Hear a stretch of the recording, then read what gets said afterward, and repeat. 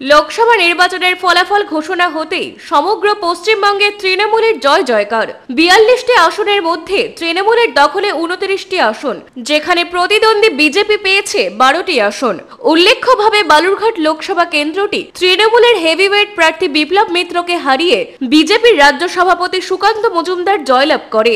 এর ফলস্বরূপ আজ গঙ্গারামপুর শহরে চরম উত্তেজনা ছড়ায়। গঙ্গারামপুর শহরের গঙ্গারামপুর তপন রাজ্য সড়কের ওপর অবস্থিত একটি চশমার দোকানে ব্যাপক ভাঙচুর করা হয়।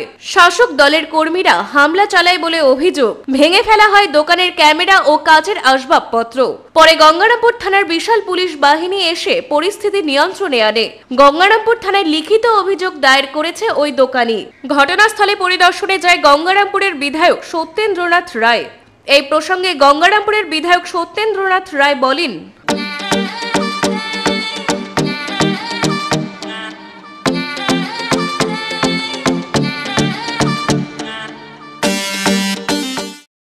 আজকে গঙ্গারামপুরে শান্ত পরিবেশেই সবাই আমরা ছিলাম। সেই শান্ত পরিবেশকে অশান্ত করার জন্য গঙ্গারামপুরের তৃণমূলের কিছু দুষ্কৃতী তারা অযথা ২-৩টা দোকান ভাঙচুর করে।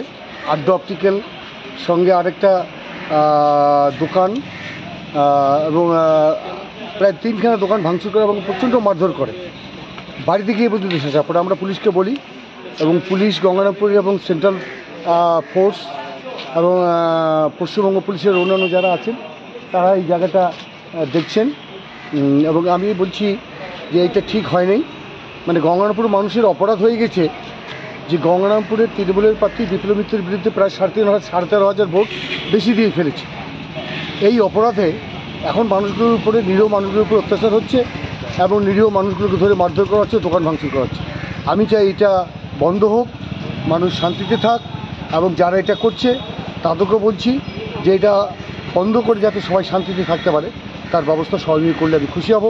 এবং যদি না হয় তাহলে পাল্টা আন্দোলনে যেতে হবে আমাদের এবং আমাকেও যেতে হবে। সেটা ঠিক হবে না। আমি চাই সবাই শান্তিতে থাকে। ঠিক হচ্ছে না, এর তীব্র প্রতিবাদ নিন্দা করছি। দুপুর ১২টার সময় আমার উপরে হঠাৎ করে আক্রমণ, টিএমসি সব ছেলেরা একসাথে আমার উপরে আক্রমণ করে। দোকানে ঢুকে নিয়ে আমাকে দোকান থেকে বেরিয়ে যেতে বলে। আমার মামা দোকানে ছিল সেখানে উপস্থিত, মামাকে শুদ্ধ ওখান থেকে বের করে দেওয়া হয়। বের করে দিয়ে নিয়ে দোকানে ঢোকার আগে দোকানের যে সিসিটিভি সেই সিসিটিভি ভেঙে দেওয়া হয়। ভেঙে দিয়ে নিয়ে তারপর দোকানে প্রবেশ করা হয় যাতে কোনো এভিডেন্স না থাকে।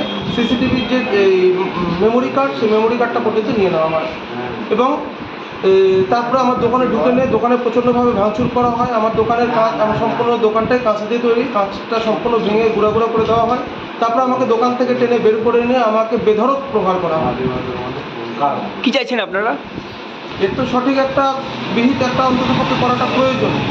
সেটা প্রশাসনের থ্রু দিয়েই হোক বা রাজনৈতিকভাবেই হোক, যেভাবেই হোক এটা একটা বিহিত করাটা প্রয়োজন। সেটাই আমি চাই। কে করেছে আপনার দোকানে এই ভাঙচুরগুলো?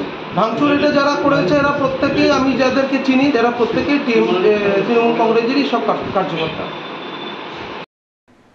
গঙ্গারামপুর থেকে বিশেষ প্রতিবেদন।